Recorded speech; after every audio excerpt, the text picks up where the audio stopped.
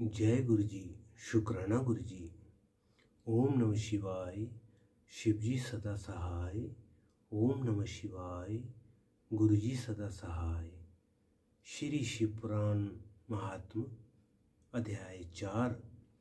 चंचुला के प्रयत्न से पार्वती जी की आज्ञा पाकर तुम्बुरु का विंध्य पर्वत पर शिव पुराण की कथा सुनाकर बिंदुक का पिशाच जोनी से उद्धार करना तथा उन दोनों दंपति का शिवधाम में सुखी होना। सूत जी बोले, शौनक, एक दिन परमानंद में निमग्न हुई चंचुला ने उमा देवी के पास जाकर प्रणाम किया और दोनों हाथ जोड़कर वह उनकी स्तुति करने लगी। चंचुला बोली, गिरिराज नंदिनी स्कंद माता उमे, मनुष्यों ने सदा अपना आपका सेवन किया है। समस्त सुखों को देने वाली शंभु प्रिय आप ब्रह्म स्वरूपिणी हैं। विष्णु और ब्रह्मा आदि देवताओं द्वारा सेव्य हैं। आप ही सद्गुणा और निर्गुणा हैं तथा आप ही सूक्ष्म सच्चिदानंद स्वरूपिणी आधा प्रकृति हैं। आप ही संसार की सृष्टि, पालन और संहार करने वाली हैं। तीनों गुणों का आश्रय भी आप ही हैं। ब्रह्मा, विष्णु और महेश्वर, इन तीनों देवताओं का आवास स्थान तथा उनकी उत्तम प्रतिष्ठा करने वाली पराशक्ति आप ही हैं। सूची कहते हैं, शौनक, जिसे सद्गति प्राप्त हो चुकी थी वह चंचुला इस प्रकार महेश्वर पत्नी उमा की स्तुति करके सिर झुकाए चुप हो गई। उसके नेत्रों में प्रेम के आंसू उमड़ आए थे। तब करुणा से भरी हुई शंकर प्रिया भक्त वत्सला पार्वती देवी ने चंचुला को संबोधित करके बड़े प्रेम से इस प्रकार कहा। पार्वती बोली, सखी चंचुले सुंदरी, मैं तुम्हारी की गई इस स्तुति से बहुत प्रसन्न हूँ। बोलो, क्या वर मांगती हो? तुम्हारे लिए मुझे कुछ भी अदेय नहीं है। चंचला बोली, निष्पाप गिरिराज कुमारी, मेरे पति बिंदु इस समय कहाँ हैं?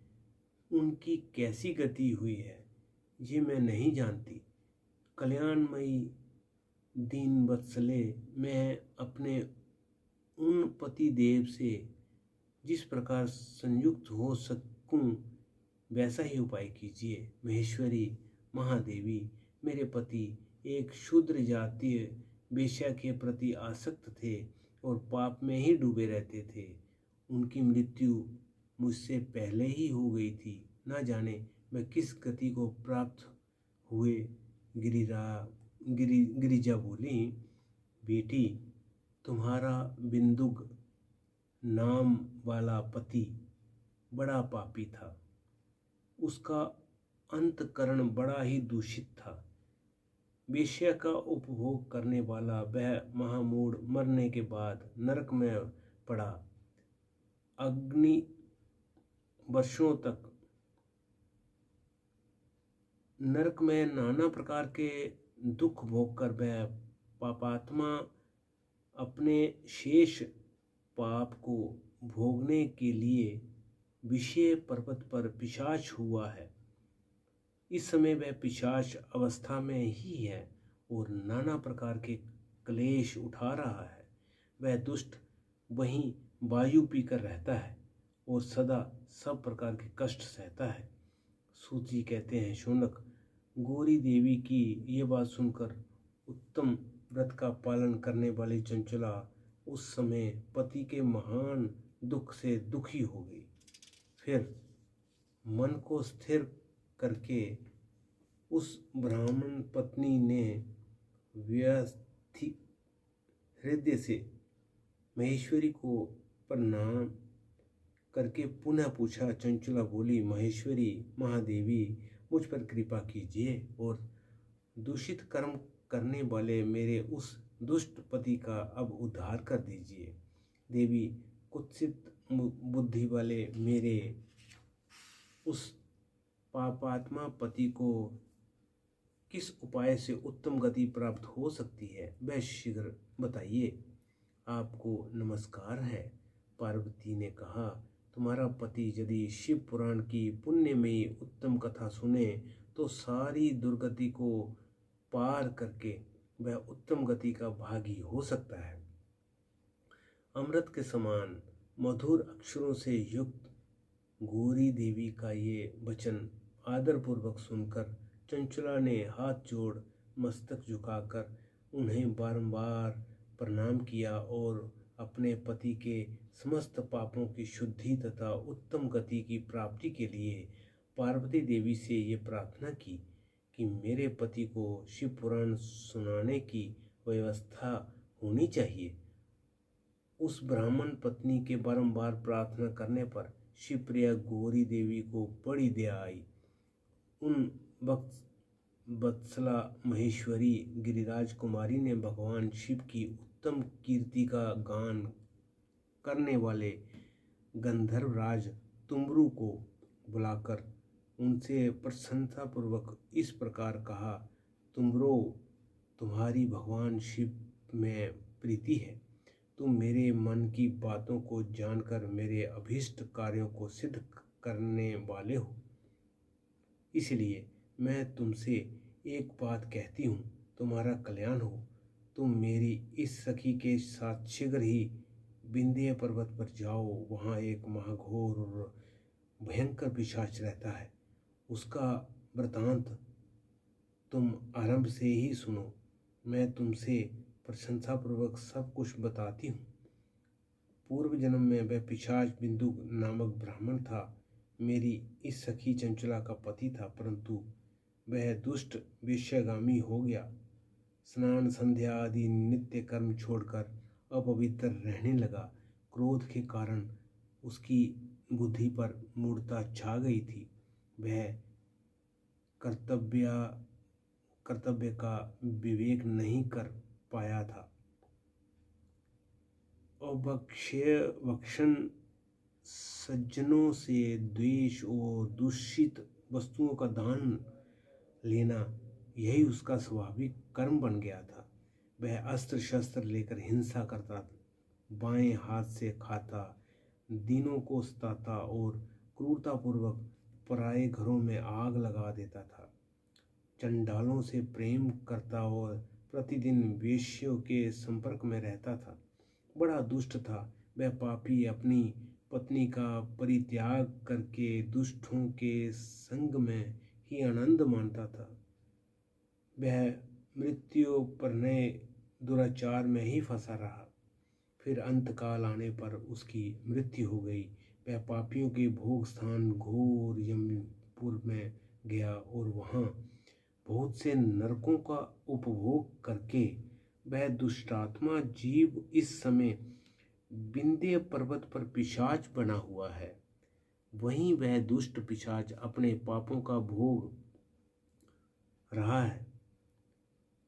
तुम उसके आगे यत्नपूर्वक शिव पुराण की इस दिव्य कथा का प्रवचन करो, जो परम पुण्यमयी तथा समस्त पापों का नाश करने वाली है। शिव पुराण की कथा का श्रवण सबसे उत्कृष्ट पुण्य कर्म है। उससे उसका हृदय शीघ्र ही समस्त पापों से शुद्ध हो जाएगा और वह प्रेत योनि का परित्याग कर देगा। उस दुर्गति से मुक्त होने पर बिंदु नामक पिशाच को मेरी आज्ञा से विमान पर बिठाकर तुम ब्राह्मण भगवान शिव के समीप ले आओ। सूत जी कहते हैं, शौनक, महेश्वरी उमा के इस प्रकार आदेश देने पर गंधर्वराज तुम्बरु मन ही मन बड़े प्रसन्न हुए। उन्होंने अपने भाग्य की सराहना की।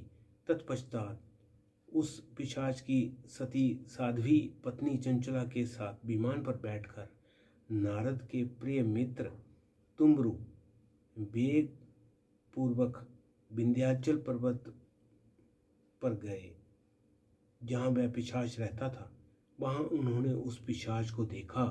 उसका शरीर विशाल था, ठोड़ी बहुत बड़ी थी।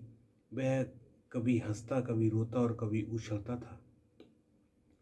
उसकी आकृति बड़ी विकराल थी। भगवान शिव की उत्तम कीर्ति का गान करने वाले महाबली तुम्बरु ने उस अत्यंत भयंकर पिशाच को पाशों द्वारा बांध लिया। तदंतर तुम्बरु ने शिव पुराण की कथा बाँचने का निश्चय करके महोत्सव युक्त स्थान और मंडप आदि की रचना की। इतने में ही संपूर्ण लोकों में बड़े वेग से यह प्रचार हो गया कि देवी पार्वती की आज्ञा से एक पिशाच का उद्धार करने के उद्देश्य से शिव पुराण की उत्तम कथा सुनाने के लिए तुम्बरु विंध्य पर्वत पर गए हैं। फिर तो उस कथा को सुनने के लोभ से बहुत से देवर्षि ही भी शीघ्र ही वहां जा पहुँचे। आदरपूर्वक शिव पुराण सुनने के लिए आए हुए लोगों का उस पर्वत पर बड़ा अद्भुत और कल्याणकारी समाज जुट गया।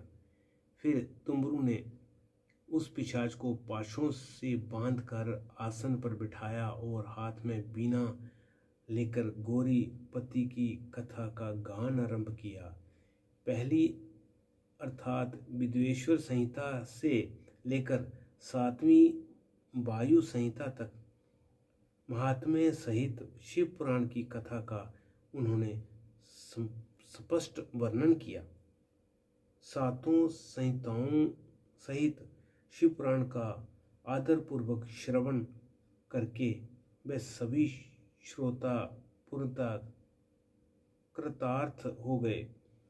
उस परम पूज्यमय शिव पुराण को सुनकर उस पिशाच ने अपने सारे पापों को धोकर उस पिशाच जोनी शरीर को त्याग दिया। फिर तो शीघ्र ही उसका रूप दिव्य हो गया। अंग कांति गौरव वर्ण की हो गई। शरीर पर श्वेत वस्त्र तथा सब प्रकार के पुरुषोचित आभूषण उसके अंगों को अद्वासित करने लगे। वह त्रिनेत्रधारी चंद्रशेखर रूपी हो गया। इस प्रकार दिव्य देहधारी होकर श्रीमान बिंदुक अपनी प्राण वल्लभा चंचला के साथ समय भी पार्वती वल्लभ भगवान शिव का गुणगान करने लगा। उसकी स्त्री को इस प्रकार दिव्य रूप से सुशोभित देख वह सभी देवर्षि बड़े विस्मित हुए। उनका चित्त परमानंद से परिपूर्ण हो गया। भगवान महेश्वर का वह अद्भुत चरित्र सुनकर वह सभी श्रोता परम कृतार्थ हो प्रेम पूर्वक श्री शिव का यशोगान करते हुए अपने अपने धाम को चले गए। दिव्य रूपधारी श्रीमान बिंदुक भी सुंदर विमान पर अपनी प्रियतमा के साथ बैठकर सुखपूर्वक आकाश में स्थित हो बड़ी शोभा पाने लगा। तदंतर महेश्वर के सुंदर एवं मनोहर गुणों का गान करता हुआ वह अपनी प्रियतमा तथा तुम्बरु के साथ शीघ्र ही शिवधाम में जा पहुंचा। वहां भगवान महेश्वर तथा पार्वती देवी ने प्रसन्नतापूर्वक बिंदुक का बड़ा सत्कार किया और उसे अपना पार्षद बना लिया। उसकी पत्नी चंचला पार्वती जी की सखी हो गई। उस धनीभूत ज्योति स्वरूप परमात्ममय सनातन धाम में अभिचल निवास पाकर वे दोनों दंपति परम सुखी हो गए। ओम नमः शिवाय। शिवजी सदा सहाय। ओम नमः शिवाय। गुरुजी सदा सहाय। जय गुरुजी। शुक्राना गुरुजी।